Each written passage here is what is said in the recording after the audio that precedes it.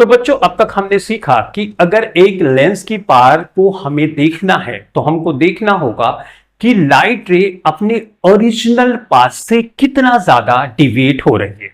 Deviation दो तरीका हो सकता है लाइट रे यूं अंदर की तरफ झुके तो इसको कन्वर्ज होना बोलते हैं। हो सकता है लाइट रे बाहर की तरफ जाए तो इसको डाइवर्ज होना बोलते हैं। यानी लाइट रे अपने ओरिजिनल पाथ से कितना डिविएट होती है उतनी ज्यादा उसकी पावर होती है। फिगर के थ्रू समझते हैं।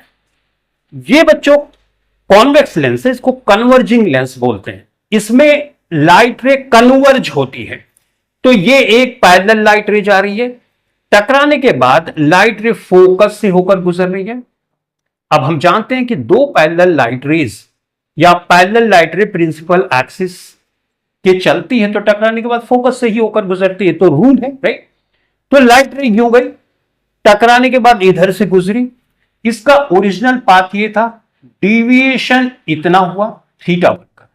दूसरे फिगर में देखते हैं, कॉन्वेक्स लेंस ये लाइट रे यूं जा रही है, टकराने के बाद फोकस से होकर गुजर रही है, इसका ओरिजिनल पाथ ये है, डिविएशन इतना हुआ।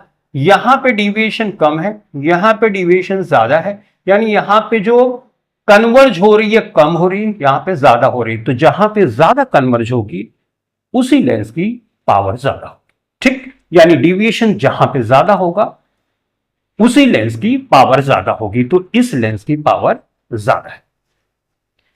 ये बच्चों डाइवर्जिंग लेंस है, इसमें लाइट रे प्रिंसिपल एक्सिस के पैरेलल जाएगी तो टकराने के बाद डाइवर्ज हो जाएगी। ये लाइट रे गई, टकराने के बाद डाइवर्ज इस तरह से होगी कि ऐसा लगेगा कि फोकस से होकर लाइट रे आ रही। तो यहां पे देखो ओरिजिनल पाथ ये था, लाइट रे यहां से यूं बेंड हो गई, यानी ये थीटा 1 है। यहां पे लाइट रे इधर से, अगर ये लेंस नहीं होता तो इधर से जाती, लेकिन लेंस होने की वजह से यूं डाइवर्ज हो गई तो थीटा 2 ये है। अब यहां पे देखो ओरिजिनल पाथ से डिविएशन किस में ज्यादा हुआ, ऑब्वियसली इसमें ज्यादा हुआ। तो ये लेंस की पावर इस लेंस की पावर से ज्यादा है, यानी कि लाइट रे अपनी ओरिजिनल पाथ से जितना ज्यादा डिविएट होगी उतना ज्यादा उसकी पावर होगी।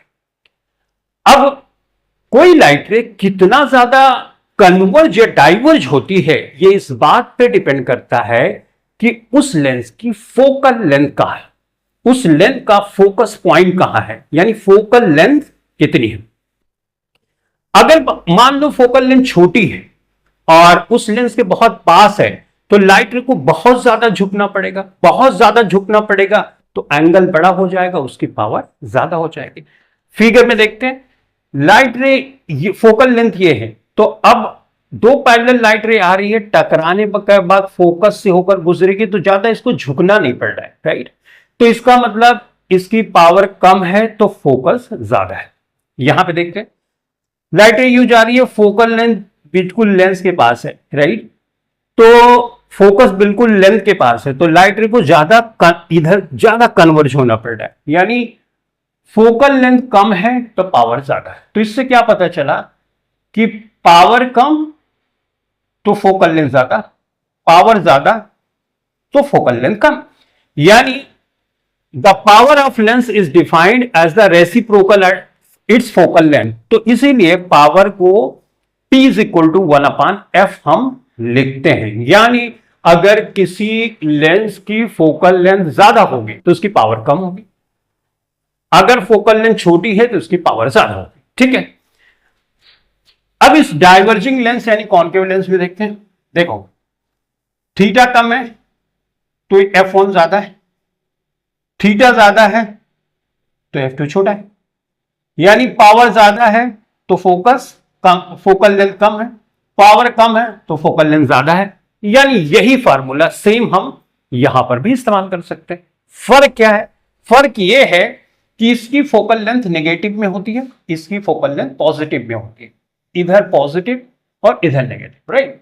तो इधर देखो नेगेटिव, आपने साइन कन्वेंशन पढ़ा होगा कार्टेशियन सिस्टम से राइट, तो वहां से ये हम कंक्लूड करते हैं। तो फाइनली कंक्लूड करके हमको ये समझ में आता है कि फोकल लेंथ किसी कॉन्वेक्स लेंस की पॉजिटिव होती है राइट, तो इसलिए पावर भी पॉजिटिव होगी, यहां पॉजिटिव रखोगे तो पॉजिटिव पॉजिटिव का पॉजिटिव भी आएगा।